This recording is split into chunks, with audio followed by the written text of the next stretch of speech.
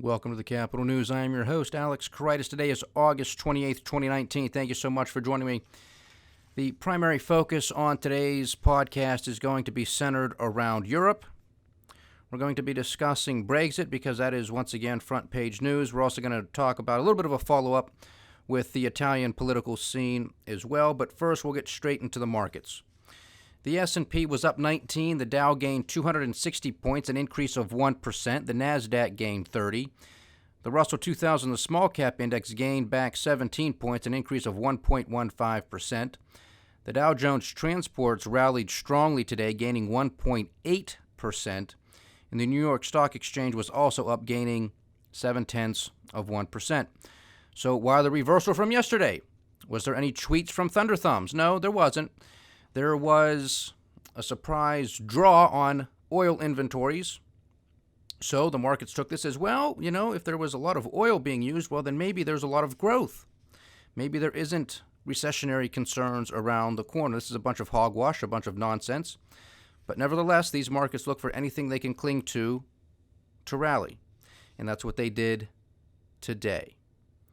Oil is now trading at $55. Brent is at $60, so actually a little change from yesterday.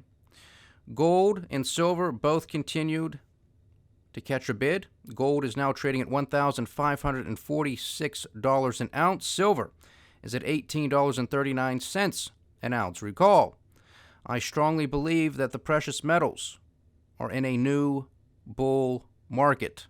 I believe this bull market will continue for quite some time. And when I say quite some time, I mean over the next few years.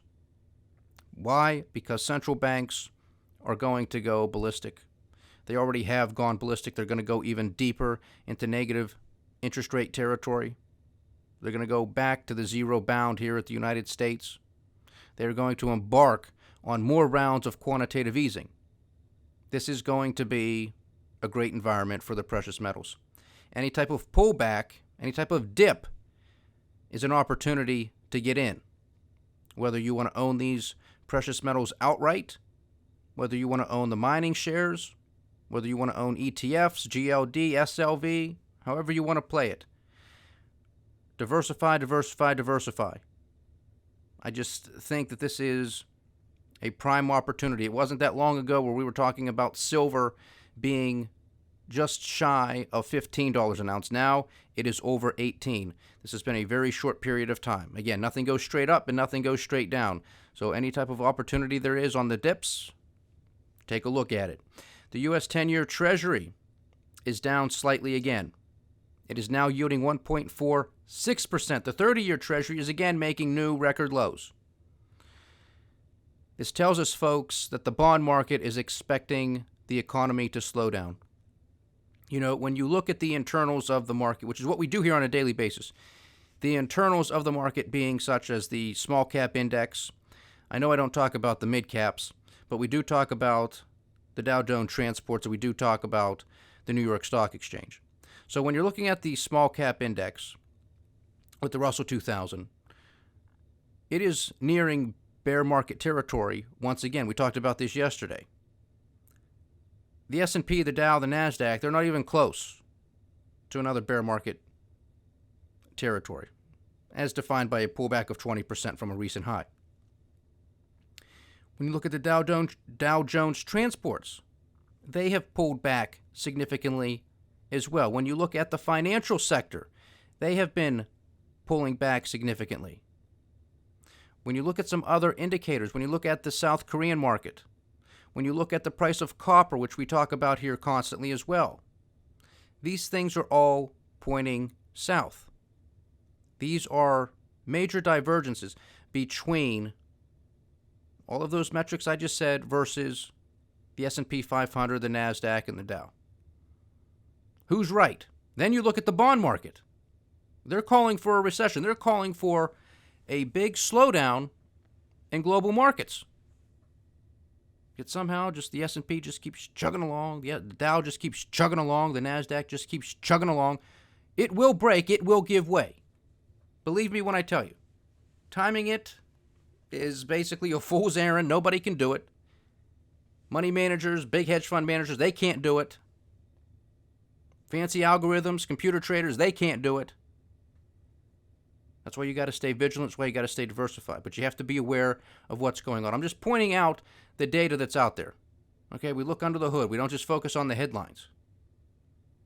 So something's amiss. Now, at the same time, there is some slight logic to this, because in a world of where everything is relative, you're going to look for yield. You're going to look for something that resembles some type of safety. And you're going to come here to the United States and you're going to look at these big companies. You're going to look at the S&P 500. So that does make some sense. How sustainable is it is the ultimate question.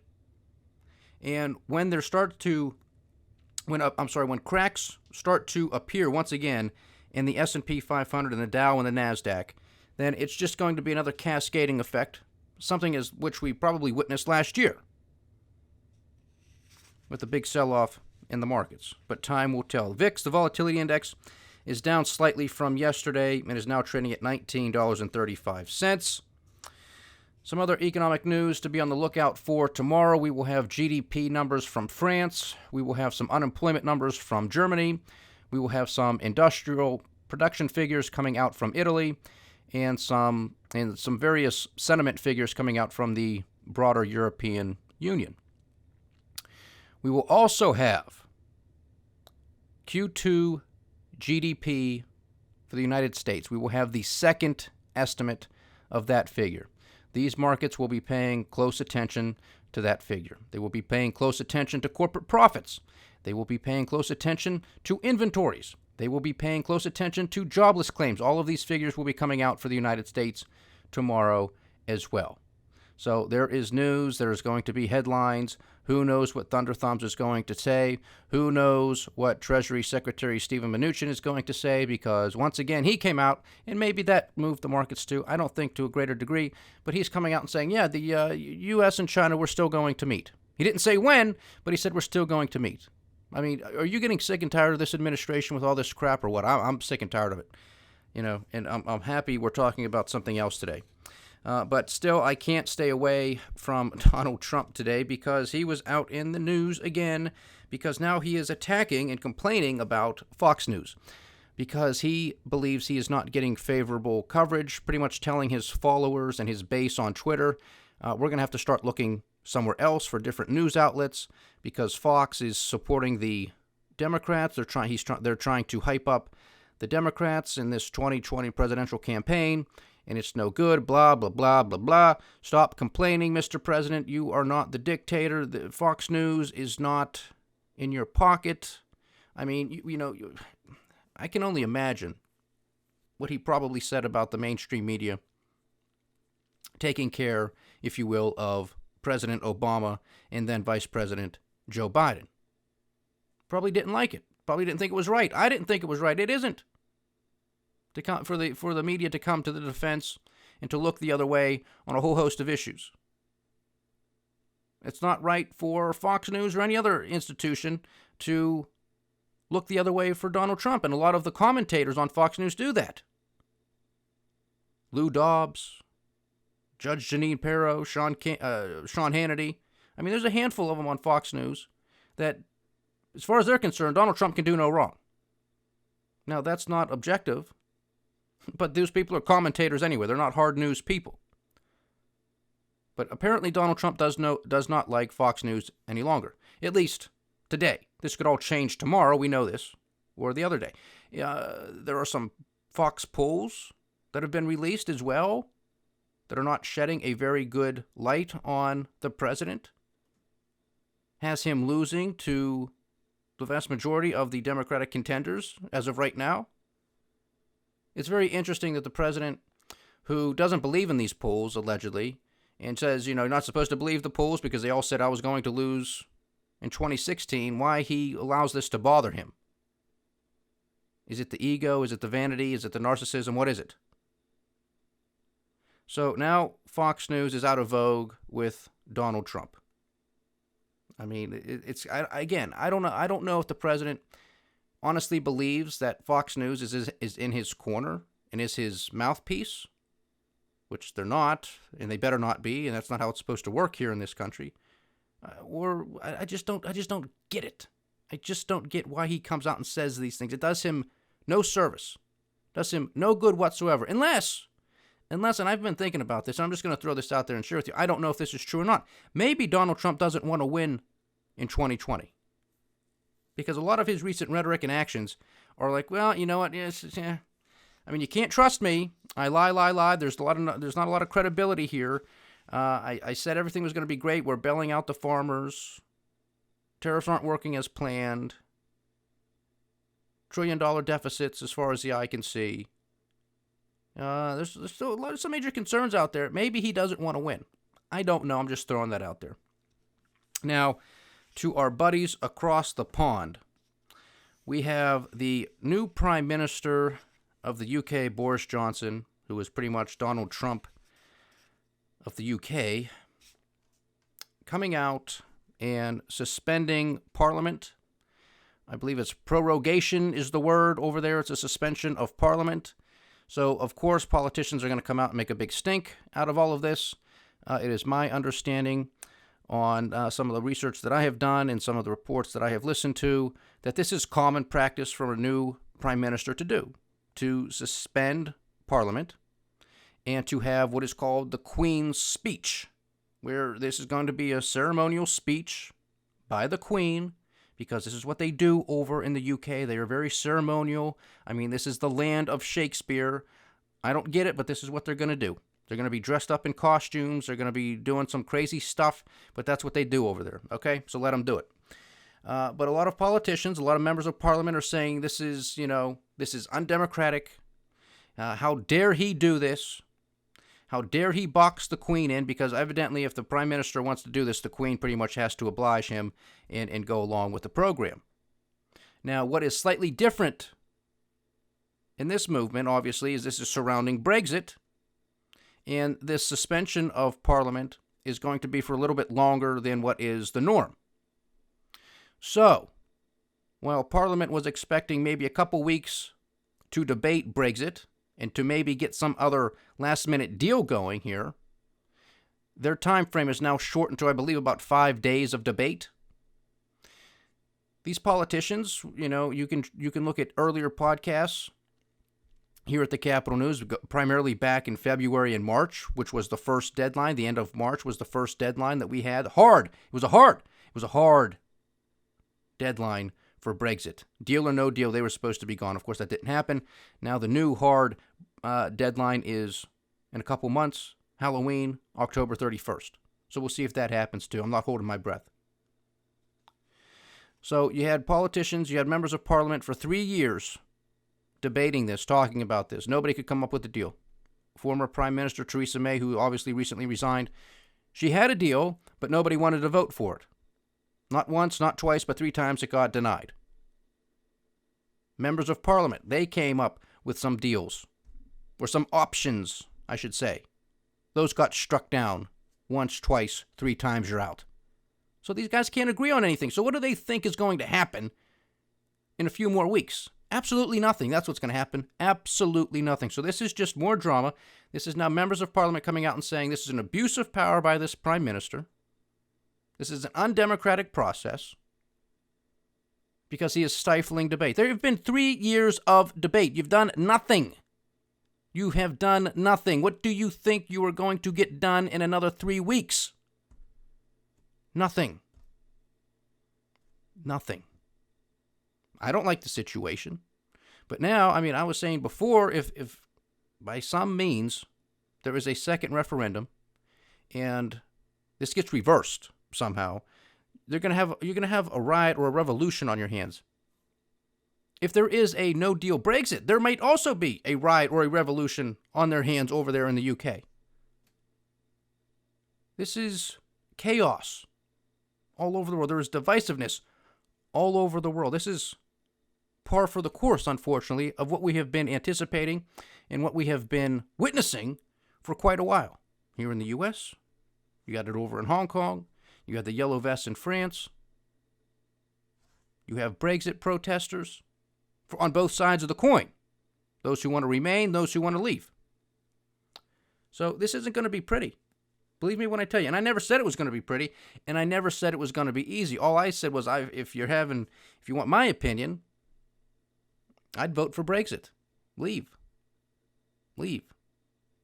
Reclaim your sovereignty as a nation. Why give that up to a whole bunch of bureaucrats in Brussels with the European Union? Didn't make any sense to me. I mean, there's a lot of perks, but there's a lot of cons too. Now, they've had 3 years to work this out. Now, the interesting thing is, will this be deemed as somewhat of a bold move by Prime Minister Boris Johnson? Because will this now make the EU bureaucrats, will this make them tremble or shake in their boots a little bit? Because they don't want to come back to the negotiating table. They said, nope, we had a deal with Theresa May. That's it. Fort Pitt, we're done. No more. Now, there's not a lot of time for Parliament to do anything. Were they hanging their hat on Parliament maybe getting something done, maybe forcing the hand of the Prime Minister to come back to the negotiating table to say, okay, we'll give in on this, blah, blah, blah, blah, blah, this, that, and the other. Now that doesn't appear to be happening. So will this bring the EU back to the negotiating table to say, okay, well, all right, you called our bluff. Now we'll come to the table and we'll negotiate a couple things, but it still has to be done by October 31st. We'll see. We don't know what's going to happen. We will see. Maybe the Prime Minister is perfectly well and perfectly fine leaving with a no deal. We shall see. But this is drama. This is more drama. This is politics. This is what this is. You're going to have them crying foul. You're going to have them running to their corners. You're going to have everybody digging in deeper. Obviously, those who are for this are going to say, look, this is perfectly fine. This is part of the process. There's nothing different here. And others are going to say this is an abuse of power. We told you this guy was like Donald Trump. We told you he was going to be like a dictator. I mean, some of this stuff is just outrageous. But this is what they say. This is what they do. This is not bringing people together. This is pushing people further and further into their respective silos, further to the left, further to the right. Any solution in the middle? No, none whatsoever. So that's the Brexit drama. The Queen will be giving a speech. I believe it's on October 14th. She will, I'm sure, be dressed to the nines. There's going to be a whole bunch of costumes.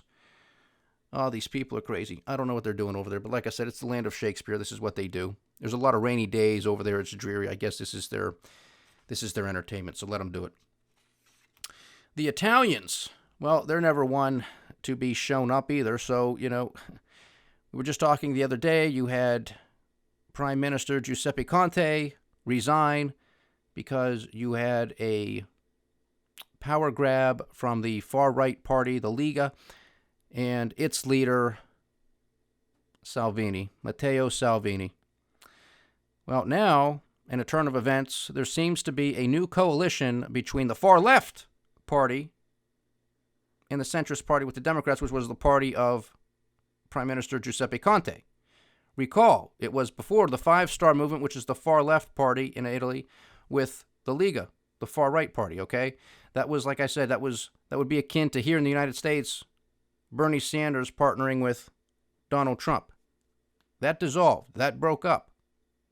Now you have the far left and the centrist forming a coalition, which could very much install Prime Minister Giuseppe Conte back to that post with a prime ministership. Can't make this stuff up. This is the drama that exists everywhere.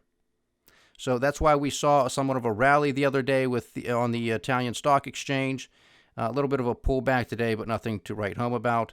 I think net again, Europe is going to disintegrate.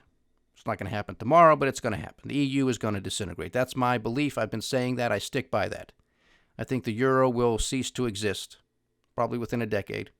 That's just how I see it. With everything that's coming, you cannot have negative interest rates.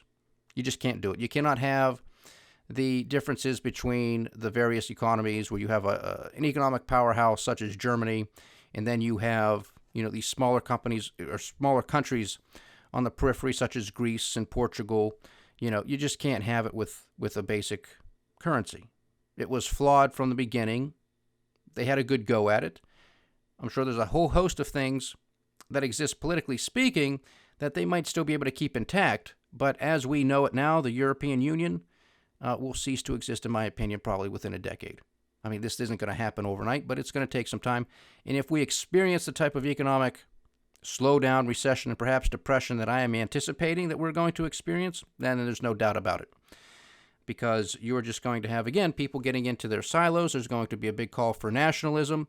These countries are not going to want to send their money to bureaucrats in Brussels. They're not going to do it. They're not going to be able to take care of their own. Why the hell are they going to send more of their money to Brussels? They're not going to do it. Believe me when I tell you. There's not going to be an appetite for it. There's not going to be an appetite for bailouts of the banking institutions, of insurance companies, of other major corporations. There's not going to be the political will to do it. Not in Europe, not in Asia, and most definitely, I hope, not here in the United States. We don't need to be bailing out anybody. It's not good policy. It's not good practice. So that's it. We have the chaos continuing with Brexit. It is once again front page news, and it will continue to be for a short period of time.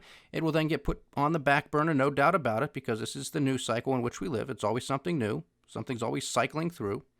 Italy will be on the front page, and then they'll be on the back burner. But these issues are far from complete. They are far from over. They are far from over, believe me when I tell you. Some other little news that might have given a little bit of a boost to the equity markets today, too, was the anticipation that the ECB will be cutting interest rates. Surprise, surprise, surprise. Shouldn't this have been priced in? I mean, if you've been living under a rock, I mean, the markets know this. The only other question is, what's the Federal Reserve going to do? And that could also be why there's a little bit of a boost in the markets today as well. Because the Federal Reserve is once again going to come to the quote-unquote rescue. I'm telling you, folks, be careful what you wish for. I'm not wishing for this, but the addicts on Wall Street are, and I'm telling you, we are past the point of no return. This was stimulus, if you will, for the past decade. Diminishing marginal returns has been kicking in. It always is. It's Econ 101. Right now, this is going to kill the patient. Will there be another jolt? Perhaps. You could get a little bit of a run-up. It's always possible. But net, these markets are going down. There's a lot of ways to play these markets. Be diversified. Be diversified. Be diversified. And have a plan. And stick to it. As I like to say, stay diversified, stay vigilant, and stay with the Capital News. Thank you so much for joining me today, ladies and gentlemen. It's been a pleasure having you as always. Please like, share, subscribe, get the word out, and leave your comments. We do love hearing from you. This is the Capital News. I am Alex Karitis. Godspeed.